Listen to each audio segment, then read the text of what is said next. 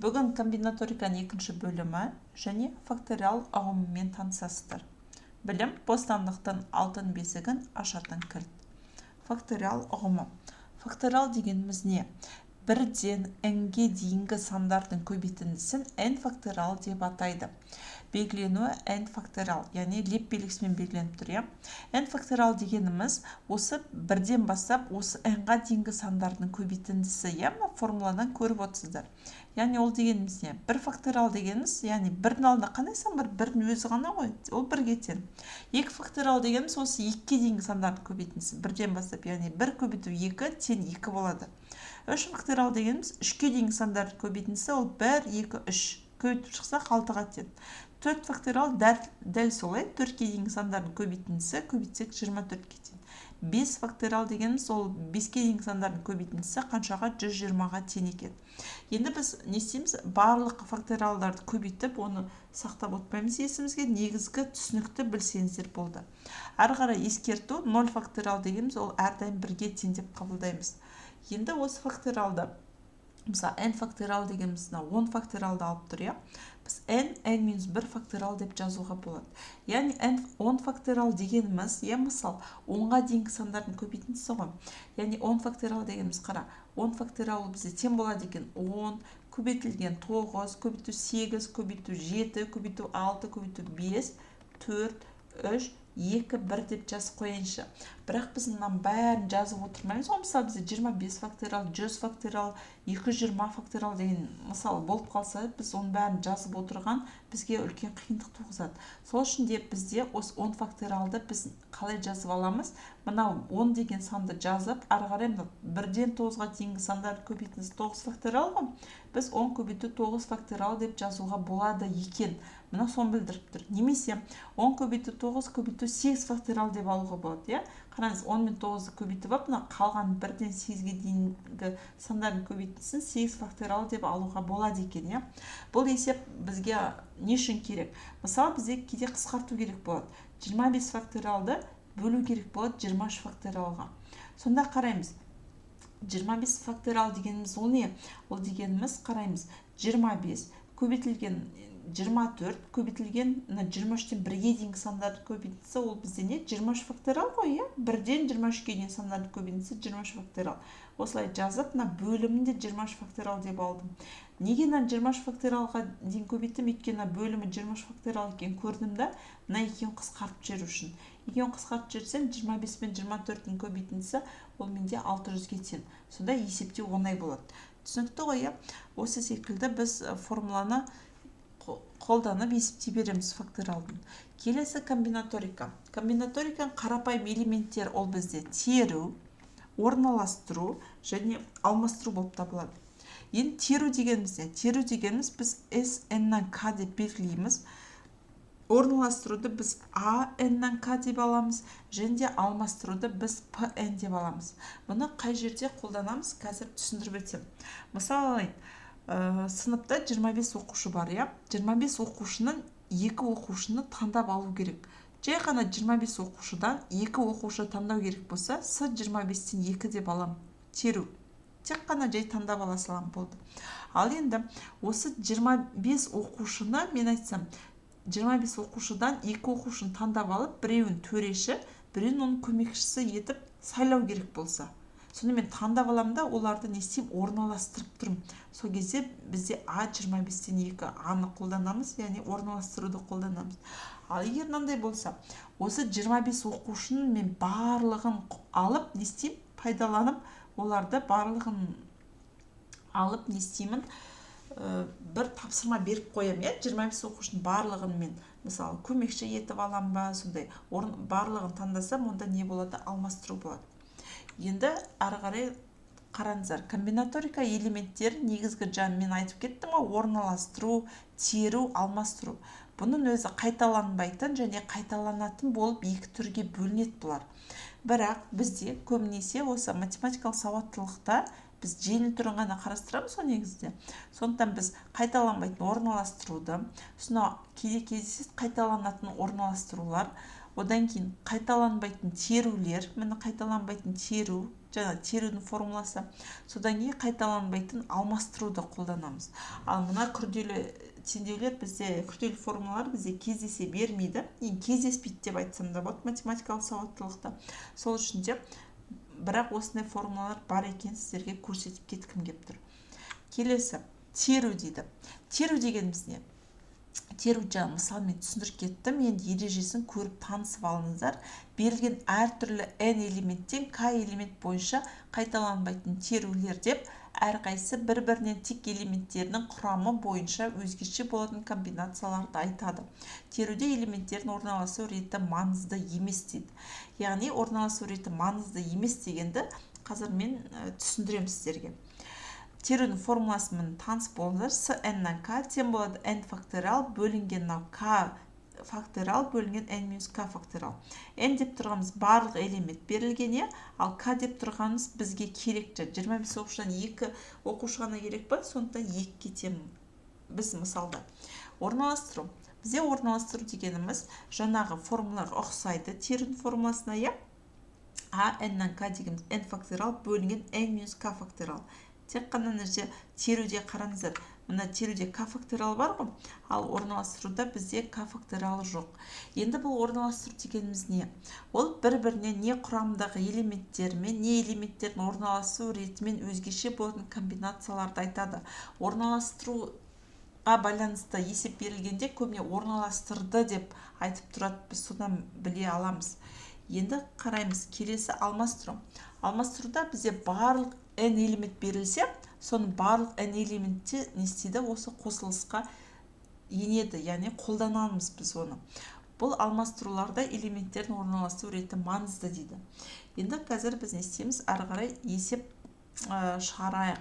Есеп шығарған кезде бізде мынандай 2 сұрақ болады, бір сұрақ ол бізде барлық элементтер қолданылды ма дейді, қолданысқа ене ма деген сұрақ болады. Екінші сұрақ орналасу реті маңызды ма дейді. Негізінде бізде 2 сұрақтың орнын ауыстырып жазып орналасу реті маңызды ма деген бірінші сұрақ қой. Орналасу реті маңызды ма? Яғни бізге берілген элементтердің орындары бар ма дейді. Жоқ, маңызды емес десе, жоқ десе, онда бізде не болады? Теру болады, автоматически теру кетеді. Орналасу реті маңызды болса, онда бізде болатын болса, бізде 2 таңдау болады. Бірі алмастыру, бірі орналастыру. Енді осы кезде кетеді. Барлық элементтер қолданылды ма дейді. Барлық элемент қолданса, барлық элемент қолданса, бізде алмастыру болады. Жаңа мен айттым, алмастырудың формуласы n тең n факториал.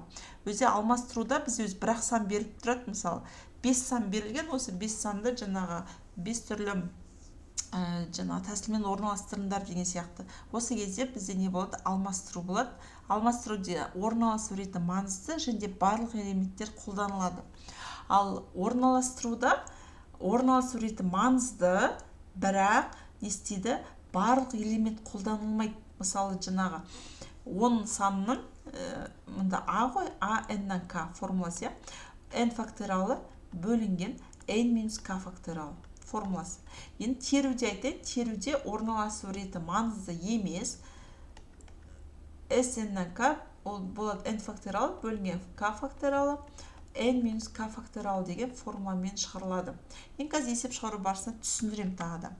Енді мына факториалға байланысты мынандай есеп берілсе, есепте дейді. Бұны қалай есептейміз? 5 факториал деген біз айттық, бірден 5-ке дейінгі сандардың көбейтіндісі көбейтіп жазып шығамыз. Азайтамыз 3 факториал дегеніміз ол бірден 3-ке дейінгі сандардың көбейтіндісі. Көбейтіп шықсақ, мына жерде 2-ні 3-ке көбейтсек 6 жерде 6-ны 5-ке көбейте салам. Мен 30, 30-ды 4-ке көбейтем 120. Сонда 120 азайтылған 2-ні 3-ке көбейтсем 6 тең болады 114. Сонда жауабы 114 екен. Келесі, екінші есеп. 25 факториал бөлінген 3 факториал, 20 қосу 3 факториал. Бұл жерде қара, 25 факториалын жазып қоямын.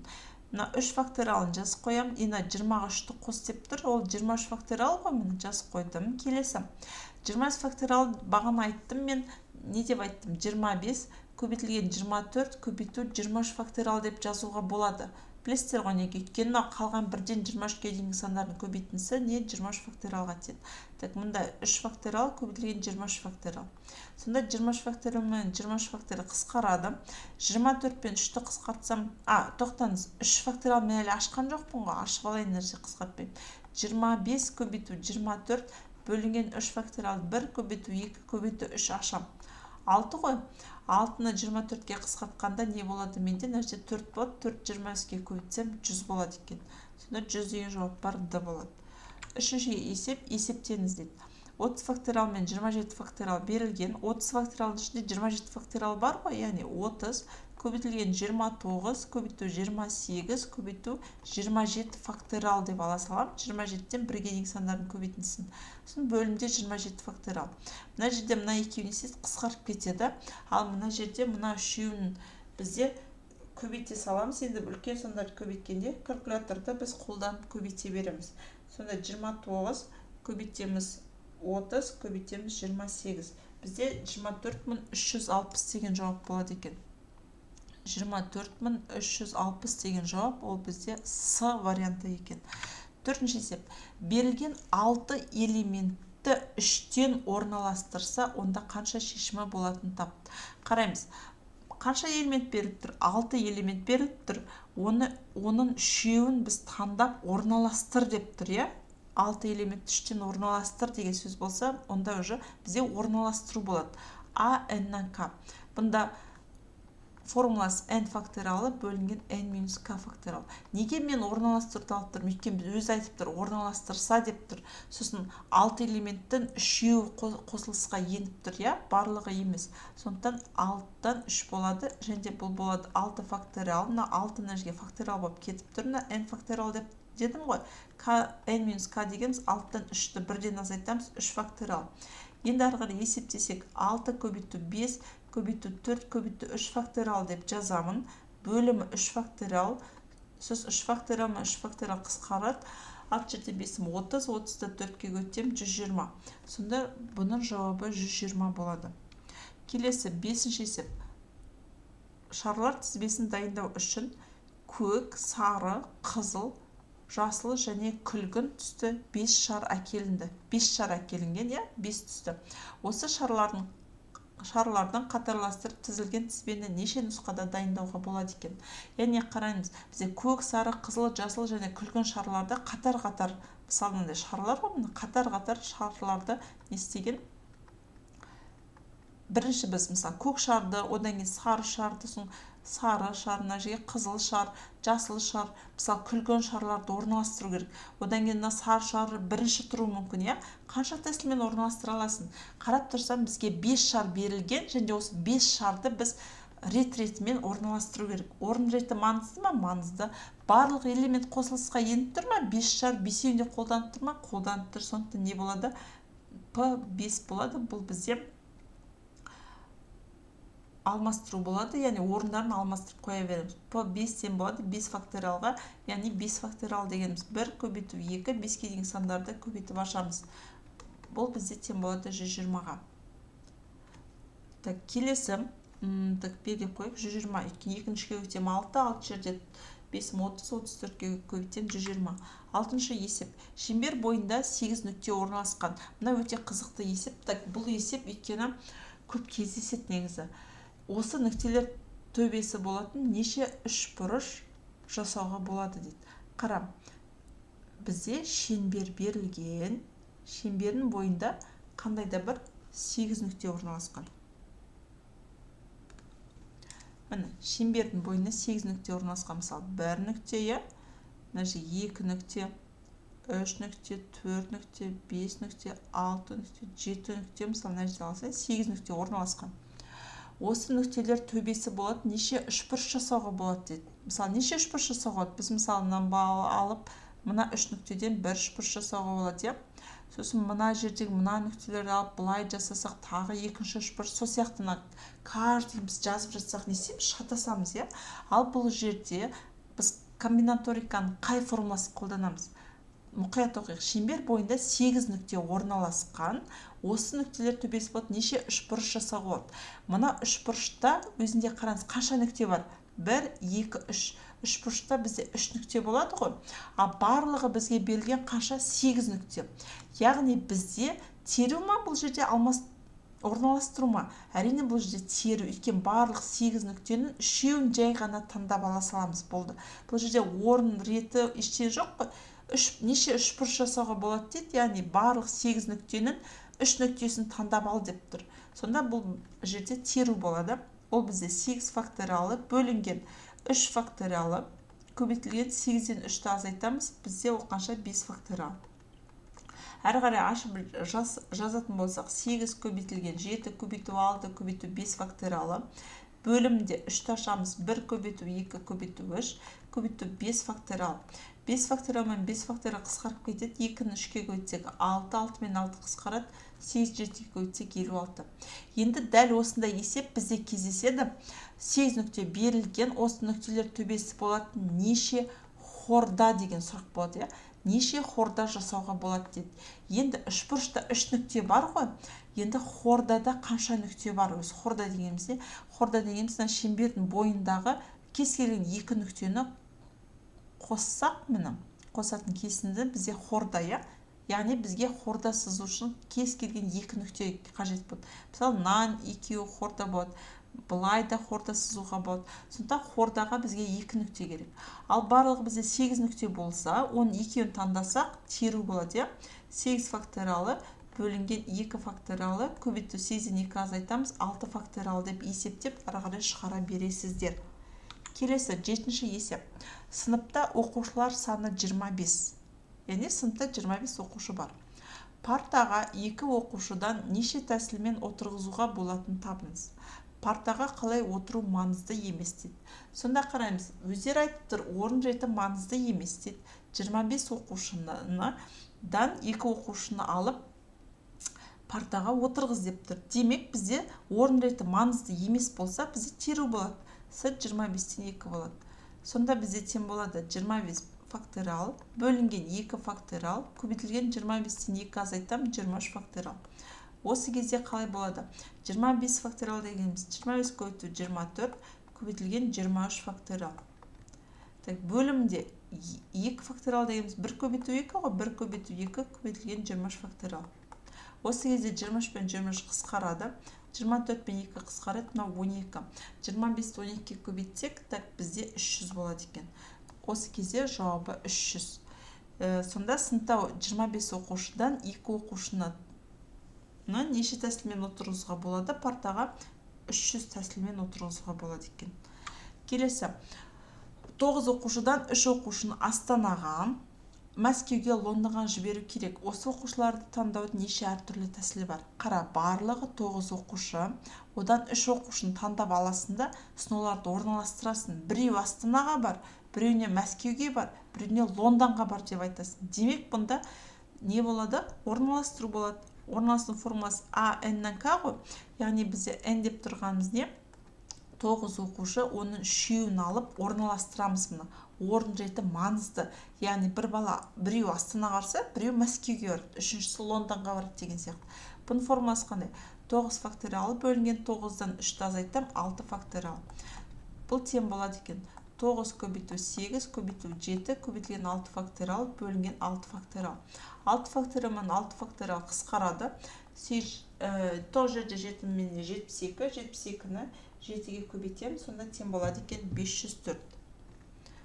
Жауабы 504. Жауап берілген екен 504.